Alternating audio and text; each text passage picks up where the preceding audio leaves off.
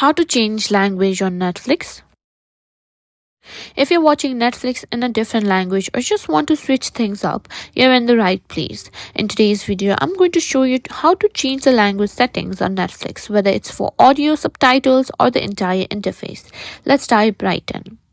First, go ahead and open the Netflix app on your phone or tablet, or head to the Netflix website on your computer. Simply log into your account if you're not already signed in. Next, tap or click on your profile icon in the top right corner of the screen. From the drop down menu, select account. This will take you to your account settings. Now scroll down until you see the profile and parental control section. Select the profile you want to change the language for, then look for the language option. Once you're in the language section, you'll see a list of languages you can choose from. Just select the language you prefer for the interface, audio, and subtitles. After choosing your preferred language, click or tap save to confirm the change.